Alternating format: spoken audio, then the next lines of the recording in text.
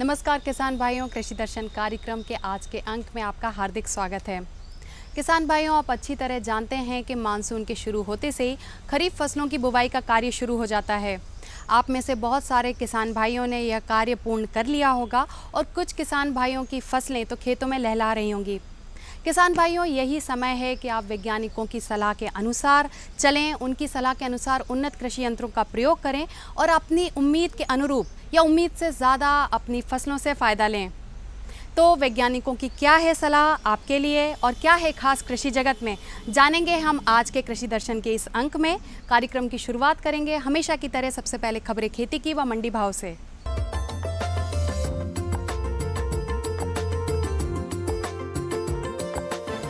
नमस्कार किसान भाइयों, खबरें खेती में आपका स्वागत है। आइए सबसे पहले देखते हैं कृषि के मुख्य समाचार। दलहनी फसलों के रकबे में 10% वृद्धि। मध्य प्रदेश में 10% अधिक बारिश। धान में खैरा रोग की रोकथाम। सोयाबीन में जैविक कीट नियंत्रण। गोभी वर्गीय सब्जियों को काला सड़न से बचाएं। इस वर्ष देश में दलहनी फसलों का रकबा 10% बढ़ा है। चालू खरीफ सत्र में 102 लाख हेक्टेयर में खरीफ दलहनों की बुआई हुई है, जो कि समान अवधि में पिछले साल के रकबे 92,57,000 हेक्टेयर से 10% ज़्यादा है। कृषि मंत्रालय से प्राप्त जानकारी के अनुसार मोटे अनाज, गन्ना और धान जैसी खाद्यान्न फसलों का रकबा भी बढ़ा है। अभी तक देश भर में 938,41,000 हेक्टेयर में खरीफ फसलों की बुआई की गई है, जो कि पिछले साल के रकबे 929,48,000 हेक्टेयर से अधिक है। मॉनसून सीजन के 2 महीने बीत जाने के बावजूद भी मध्य प्रदेश का पूर्वी क्षेत्र अभी भी अच्छी बारिश का इंतजार कर रहा है। वैसे तो पूरे प्रदेश में अभी तक 10% ज़्यादा बारिश हुई है, लेकिन चंबल संभाग एवं विंध्य क्षेत्र के कई जिलों में पानी का अभाव है। अनूपपुर, शहडोल, छतरपुर, बालाघाट, कटनी, सीधी, सागर, रीवा, पन्ना, दमोह जिलों में सामान्य से कम बारिश हुई है। मुरैना, भिंड एवं श्योपुर में भी कम बारिश दर्ज की गई है। प्रदेश के मालवा एवं निमाड़ क्षेत्र में इस वर्ष सामान्य से अधिक बारिश हुई है। सबसे अधिक बारिश उज्जैन एवं राजगढ़ में दर्ज की गई है। धान का खैरा रोग भूमि में जस्ते की कमी के कारण होता है। फसल में पौध घर से लेकर बाढ़ की अवस्था में इस रोग के लक्षण दिखाई देते हैं। पौध रोपण के 15 से 25 दिन के बाद ही पुरानी पत्तियों के आधार भाग में हल्के पीले रंग के धब्बे दिखाई देते हैं, जो कि बाद में कत्थई रंग के हो जाते हैं, जिससे पौधा बौना रह जाता है तथा कल्ले कम निकलते हैं एवं जड़ें कम बनती हैं तथा भूरी रंग की हो जाती हैं। खैरा रोग से बचाव के लिए खड़ी फसल में 1000 लीटर पानी में 5 किलोग्राम जिंक सल्फेट तथा 2.5 किलोग्राम बिना बुझे चूने का घोल का मिश्रण बनाकर उसमें 2 किलोग्राम यूरिया मिलाकर छिड़काव करने से रोग का निदान तथा फसल की बढ़वार में वृद्धि होती है। सोयाबीन में कीट रोगों की रोकथाम जैविक विधियों से ज़्यादा कारगर पाई गई है। इसके लिए फेरोमोन प्रपंच एवं प्रकाश प्रपंच का उपयोग करना चाहिए। सोयाबीन की पत्तियां खाने वाली जिन इल्लियों के वयस्क पतंगे रात्रिचर होते हैं एवं प्रकाश स्रोत की ओर आकर्षित होते हैं, उन कीटों के इस स्वभाव का लाभ प्राप्त करने के लिए खेत के किनारे पर प्रकाश प्रपंच लगाने से ये कीट उसमें फंसकर मर जाते हैं। इस प्रकार प्रकाश प्रपंच के सुबह अवलोकन से आने वाली कीट समस्या का पूर्वानुमान हो जाता है। कई कीटभक्षी पक्षी मुख्य रूप से इल्लियों का भक्षण करते हैं और ये पक्षी निरंतर फसल में से इल्लियों को खाते रहते हैं। इन पक्षियों के बैठने के लिए खेत में टी आकार की खूंटियां या सूखी झाड़ियां लगा दी जाएं तो पक्षियों की गतिविधियां बहुत बढ़ जाएंगी। काला सड़न रोग बीमारी के लक्षण गोभी वर्गीय सब्जियों में सर्वप्रथम पत्तियों के किनारों पर वी आकार में हरिमाहीन एवं पानी में भीगे जैसे दिखाई देते हैं तथा पत्तियों की शिराएं काली दिखाई देती हैं। उग्रावस्था में यह रोग गोभी के अन्य भागों पर भी दिखाई देता है, जिससे फूल के डंठल अंदर से काले होकर सड़ने लगते हैं। इसके नियंत्रण के लिए बीजों को बुआई से पूर्व स्टेप्टोसाइक्लिन 250 मिलीग्राम या बाविस्टीन 1 ग्राम प्रति लीटर पानी के घोल में 2 घंटे उपचारित कर छाया में सुखाकर बुआई करें। पौधरोपण से पूर्व जड़ों को स्टेप्टोसाइक्लिन एवं बाविस्टीन के घोल में 1 घंटे तक डुबाकर लगाएं तथा फसल में रोग के लक्षण दिखने पर बताई गई दवाओं का छिड़काव करना चाहिए। झुलसा रोग फोमोप्सिस बैक्सेंस नामक कवक द्वारा उत्पन्न होता है। यह बैंगन का एक भयंकर हानिकारक रोग है। रोगी पौधों की पत्तियों पर छोटे छोटे गोल भूरे रंग के धब्बे बन जाते हैं एवं अनियमित आकार के काले धब्बे पत्तियों के किनारों पर दिखाई पड़ते हैं। रोगी पत्तियां पीली पड़कर सूख जाती हैं। रोगी फलों पर धूल के कणों के समान भूरे रंग के धब्बे दिखाई पड़ते हैं जो आकार में बढ़कर फलों को सड़ाकर जमीन पर गिरा देते हैं। यह एक मृदा जनित रोग है, इसलिए इस रोग का प्रकोप पौधशाला में भी होता है, जिसके कारण पौधे झुलस जाते हैं। इसकी रोकथाम के लिए पौधों को 0.2% कैप्टॉन का 7 से 8 दिन में छिड़काव कर रोग मुक्त करें। रोगग्रस्त पौधों को उखाड़कर जला दें। रोग प्रतिरोधी किस्में जैसे पूसा, भैरव और फ्लोरिडा मार्केट का चयन करें। रोग का अधिक संक्रमण होने पर 2 ग्राम दवा प्रति लीटर जल में मिलाकर छिड़काव करें। तो किसान भाइयों, खबरें खेती की में फिलहाल इतना ही। चलते चलते आप देखिए मंडी भाव और मुझे दीजिए इजाजत। नमस्कार।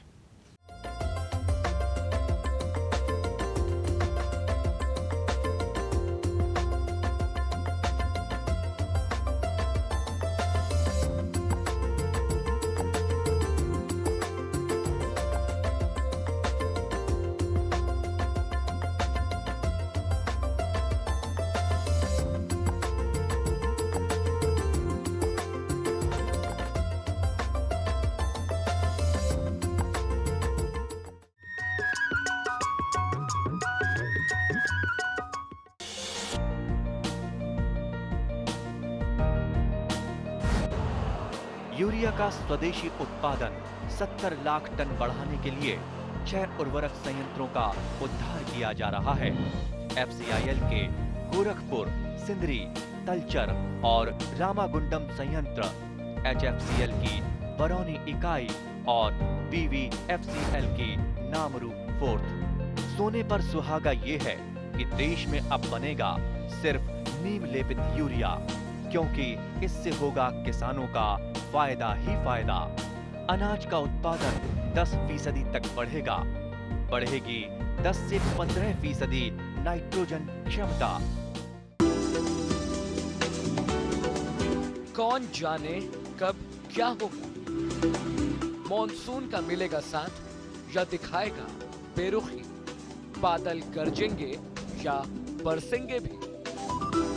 ना हो परेशान, क्योंकि हम बताएंगे बदलते मौसम के पल पल का हाल। देखिए मौसम खबर सोमवार से शनिवार सुबह 8:30 पर। डीडी किसान, बदलते भारत की शान।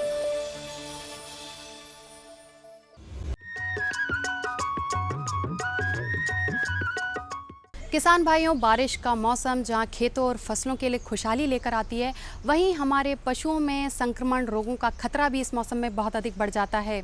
इन संक्रमण रोगों में एक रोग है गलघोटू। इस रोग में पशुओं को सांस लेने में दिक्कत होती है, साथ ही उनके गले में सूजन भी आ जाती है।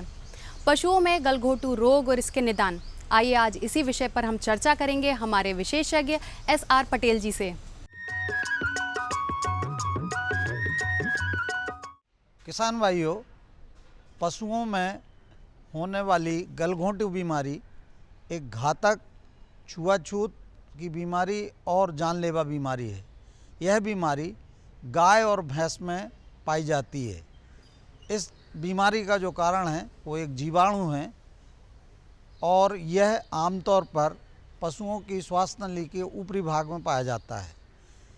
लेकिन जैसे ही पशु का स्वास्थ्य कमज़ोर होता है, गर्मियों के पश्चात या किसी खुराक की वजह से, उसकी कमी की वजह से, ट्रांसपोर्टेशन की वजह से, या ऐसी बीमारी जैसे कि उसको मोहखोरी रोग होता है जिससे कि उसकी प्रतिरोधात्मक शक्ति कम होती है, उस समय ये जो जीवाणु हैं, बैक्टीरिया हैं जो उसकी श्वास नली में पाए जाते हैं, वो उस पर प्रहार कर देते हैं और यह बीमारी पैदा हो जाती है।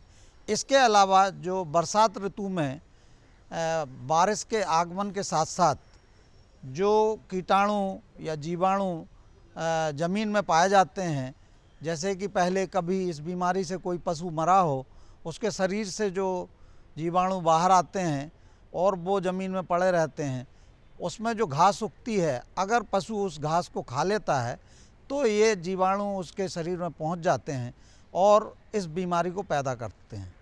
इस बीमारी के मुख्य लक्षण जो होते हैं वो शरीर में एकदम से तापमान जो है बढ़ जाता है और बुखार 105 के ऊपर 107 तक पहुंचता है। तो हमारे किसान भाई अगर ये बीमारी होती है और अगर तेज़ बुखार होता है पशु को, पशु खाना बंद कर देता है और उसकी सांस में अगर लेने में कोई तकलीफ़ होती है, तो ऐसी स्थिति में यह समझ लेना चाहिए कि उस पशु को गलघोंटू हो गया है।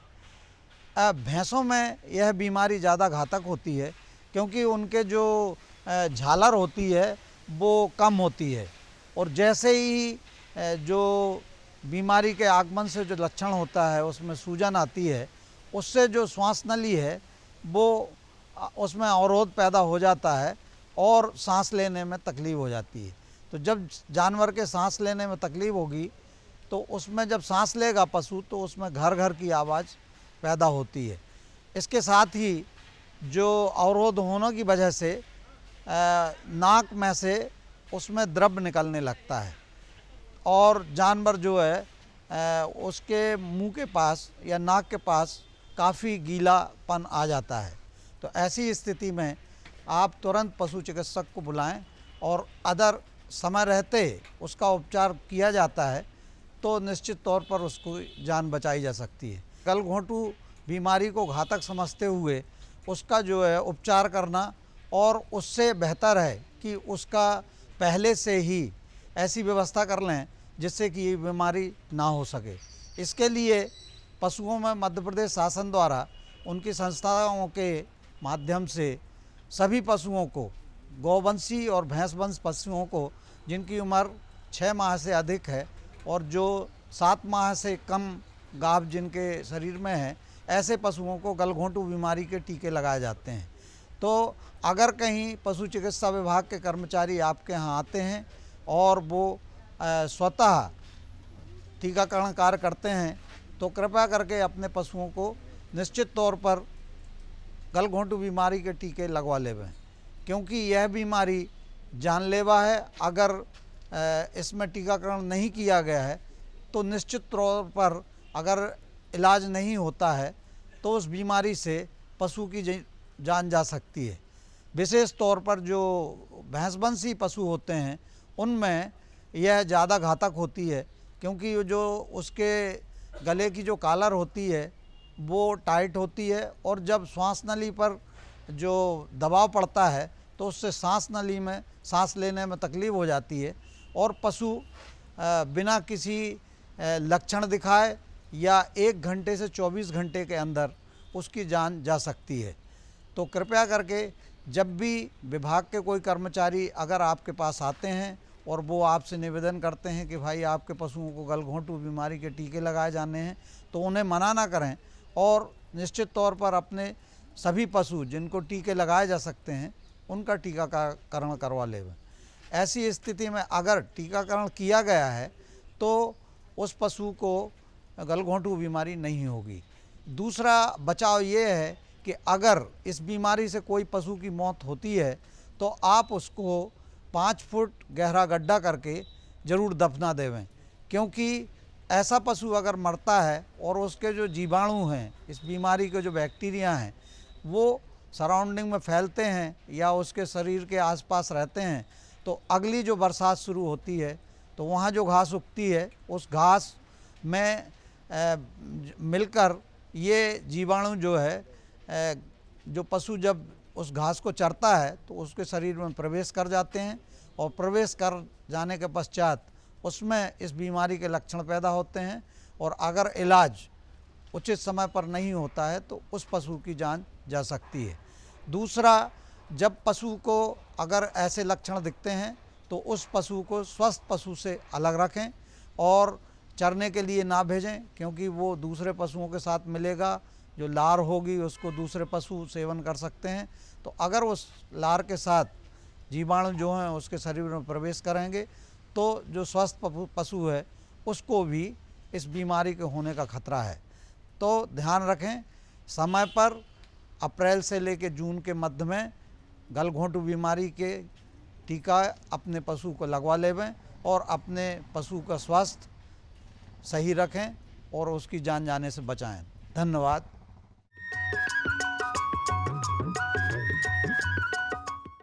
किसानों के हित में बड़ा कदम।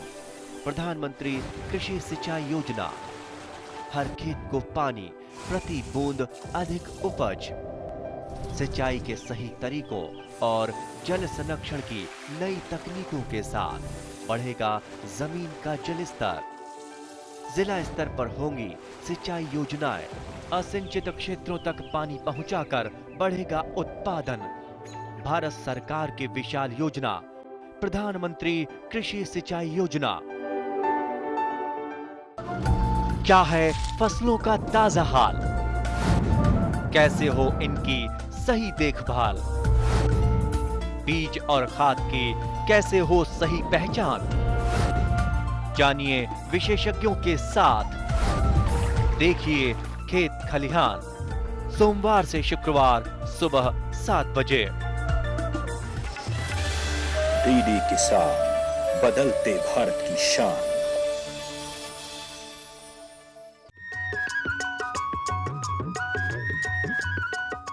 किसान भाइयों, अगर आप खेती किसानी के साथ साथ फूलों की खेती भी करें तो ये आपके लिए एक लाभ का सौदा साबित हो सकती है। लेकिन मौसम परिवर्तन के साथ साथ आपको भी अपने खेतों में सामयिक कार्यों में परिवर्तन करना होंगे। फूलों की खेती में कौन से सामयिक कार्य महत्व रखते हैं, आइए लेते हैं इसी विषय पर जानकारी हमारे विशेषज्ञ BL शर्मा जी से। किसान भाइयों, कुदरत के उपहार हैं ये फूल, धरती के श्रृंगार हैं ये फूल। फूल हम सभी को सुख समृद्धि लाते हैं, आत्मीय प्रसन्नता देते हैं और फूल उत्पादक इससे काफ़ी लाभ कमाते हैं। इस समय पुष्पों की खेती में कौन कौन से सामयिक कार्य करना चाहिए, इस संबंध में जानकारी देंगे हम आपको। जानकारी देने के लिए हमारे साथ हैं उद्यान की विशेषज्ञ, गुलाब उद्यान भोपाल में कार्यरत हैं श्री BL शर्मा साहब। शर्मा जी, आपका कार्यक्रम में स्वागत है। और सबसे पहले आप ये बताएं कि पुष्पों में इस समय कौन कौन से खास काम करना चाहिए। खासकर तो अभी बरसात का समय चल रहा है, तो इस समय हमें बहुत सारे फूलों की तैयारियों में लग जाना चाहिए। और जो फूल हमारे हैं वहाँ पहले ध्यान देना है कि वहाँ पानी का भराव न हो, जल निथार ज़मीन हो और बिल्कुल ढाल ज़मीन हो। इसके साथ साथ अच्छी उन्नत किस्में जैसे हैं, अभी हमारे पास समय आ रहा है गेंदा का और गुलदाउदी का, इसके बाद जीनिया है आप, और इसके साथ साथ आपका नौरंगा है जिसको यहाँ ग्लाडिया कहते हैं, और ग्लेडुलस। इनकी सबकी तैयारी हमें बिल्कुल लग जाना चाहिए। इसके लिए हमें प्राथमिक जरूरी ये है कि अच्छी से सड़ी हुई पत्ती की खाद गमलों में, जिनके पास गमलों का शौक, किचन गार्डनिंग का शौक है, जैसे शहरों में तो किचन गार्डन होगा, ये फ्लैट्स होते हैं तो वहाँ गमलों के लिए हम तैयार करते हैं। लेकिन जिनको लार्ज स्केल में किसान भाइयों को हमें तैयार करना है तो उसके लिए हमें अच्छी सड़ी हुई गोबर की खाद या पत्तियों की खाद के साथ साथ, अगर मिट्टी हमारी क्ले है, माने काली मिट्टी चिकनी है, उसको भुरभुरापन लाने के लिए उसमें हमें कम से कम 25% 30% गोबर सैंड का भी उपयोग करना चाहिए। इसके साथ दूसरा, हमें अच्छी सड़ी हुई पत्ती खाद मिल जाए ह्यूमस युक्त, तो उसका उपयोग हमें करना चाहिए। नहीं है तो सड़ी हुई गोबर की खाद मिला करके आधे भाग में आधा गोबर आधा मिट्टी और कुछ उसमें 20% बालू का समावेश करके और अच्छे गमले भरना चाहिए। इससे क्या होता है कि हमारे गमलों या पौधे या क्यारी में पौधों को उनको ग्रोथ के लिए अच्छा उपयुक्त कंडीशन से मिलती है और परफोरेशन है, जिससे पौधों के लिए ज़रूरी है कि उसमें हवा ऑक्सीजन का समावेश होता रहे, जिससे पानी का भराव न हो, जल निथार ज़मीन बन जाए और उनको हमें जड़ों को विकास के लिए उसमें भुरभुरापन मिट्टी में रहता है। दूसरा आवश्यक ये है कि हम जिस नर्सरी से पौधे लें वहाँ वो प्रामाणिक या विश्वसनीय नर्सरी हो। चाहे हम बहुत सारी हमारे शासकीय नर्सरियाँ उद्यान विभाग द्वारा संचालित की जा रही हैं, जैसे यहाँ पर अपने भोपाल में प्रॉपर की बात 7 नर्सरियाँ हैं जिनमें अच्छे फूलों के, अच्छी सब्जियों के और अच्छे किस्म के फलों के पौधे यहाँ तैयार करके किसानों को और हमारे गार्डन प्रेमियों को वितरित किए जाते हैं। उद्यान विभाग से उनकी जो सामग्री उद्यान की सामग्री दी जाएगी उसमें उनको विश्वसनीयता की गारंटी रहती है। जी। इसके साथ है अभी सामयिक कार्यक्रमों में जैसे हमारे पास फूल आ रहे हैं, नौरंगा है, ग्लाडियस को कहते हैं यहाँ, वो कमर्शियल किसान भाई लगाते हैं। इसमें जैसे अभी बरसात थोड़ा भोपाल में अच्छी हो रही है, अन्य जगहों की जगह भोपाल में अच्छी बरसात हो रही है। इसके लिए हमें ये आवश्यक ये है कि उसमें तो हमने जो पहले फीडिंग दिया वो तो दिया, लेकिन अब हमें बचाव करना है कि पानी का भराव उसमें ना हो, क्योंकि फूलते हुए पौधे में अगर पानी भरेगा तो हमारा नुकसान होता है, हमारी उपज मारी जाती है। तो पानी जल निथार की व्यवस्था पहले होना चाहिए। इसके साथ साथ अगर थोड़ा सा वेदर के कारण वही बदल हो रहे हैं, अच्छा पानी गिर रहा है,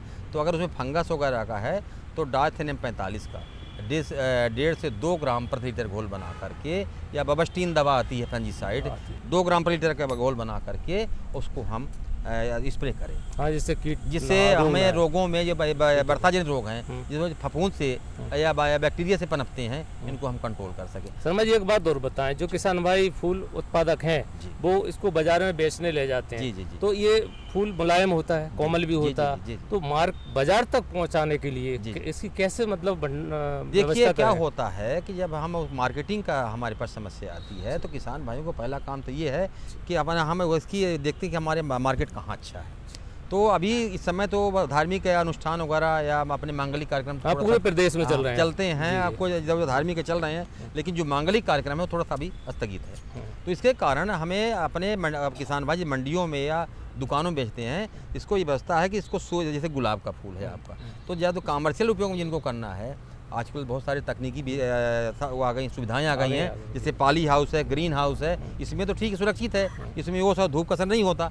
लेकिन जहां हम किसान भाई के पास देखें कि साधन संपन्नता इतनी कम है, फिर भी हम अगर आप उन्नतशील किसान बनना चाहते हैं तो वो ओपन एरिया में भी अभी मौसम को देखते हुए गुलाब की खेती, देसी गुलाब या हाइब्रिड गुलाब कर सकते हैं। लेकिन हाइब्रिड गुलाब जो है, डच है और ग्लेडिएटर है, वो सिर्फ पॉली हाउस में ज़्यादा उपयोगी है, क्योंकि यहाँ टेम्परेचर बहुत ज़्यादा हाई होता है, तो वो। लेकिन जो देसी गुलाब है आपका, हैदराबादी है, कश्मीरी गुलाब है, ये हमें ओपन एरिया में ही इसका कल्टीवेशन कर सकते हैं। इसके लिए हमें सूर्योदय से पहले हमें गुलाब की फूल को तोड़ना चाहिए, और उसको अच्छी आजकल हमारे पास बहुत सारे व्यवस्थाएं गवर्नमेंट भी दे रही है, हमारा उद्यान विभाग वितरित कर रहा है कि अच्छे हमारे पास वो कैरेट्स आ गए हैं, जिनमें हम उनको अच्छी व्यवस्था करके घास लगा के रख के, और उसको हम 6 बजे तक ही, सूर्य उदय होने के बाद इनके पंखुड़ियाँ अपने आप गिरने लगती हैं और उसमें जान नुकसान होने के चांस ज़्यादा है। तो उसको पैकिंग करके और हरे पत्ते लगा करके, और जो आजकल एक्स्ट्रा वगैरह आ रहा है, थर्माकोल आ रहा है, इसी व्यवस्था करके कैरेटों में भर करके हम मंडी तक पहुंचा सकते हैं, जिससे किसान को अच्छी उपज, गुणवत्ता भी बने रहेगी और भाव भी अच्छा मिलेगा। उसकी गुणवत्ता में कोई हाथ नहीं होगा और उनको मार्केट रेट मिलेगा, फूलों का आकर्षण बढ़ेगा। हाँ शर्मा जी, आपने बहुत समय पे उपयोगी जानकारी दी, बहुत बहुत धन्यवाद। तो किसान भाइयों, अभी आपने समझा होगा, अगर आप आधुनिक ढंग से उद्यान की फसलों से, खास तौर से फूलों की खेती करें, तो निश्चित तौर से बाजार भाव अच्छा मिलेगा। अगले कार्यक्रम में एक नई सोच, नई जानकारी के साथ आपके सामने आएंगे, तब तक के लिए नमस्कार।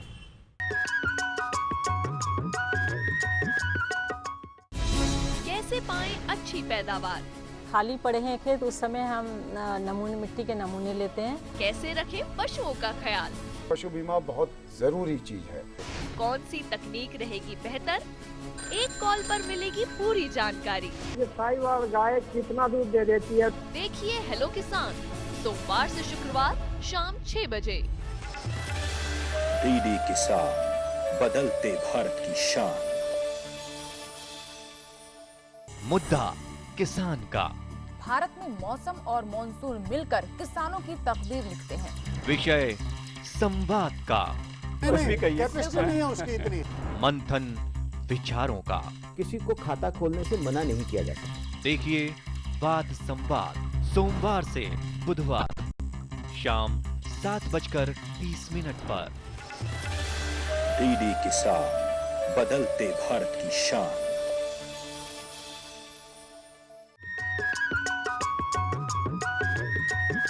तो किसान भाइयों, कृषि दर्शन कार्यक्रम का आज का ये अंक आपको कैसा लगा, हमें ज़रूर बताएं। आपके पत्रों एवं सुझावों का हमें इंतज़ार रहेगा।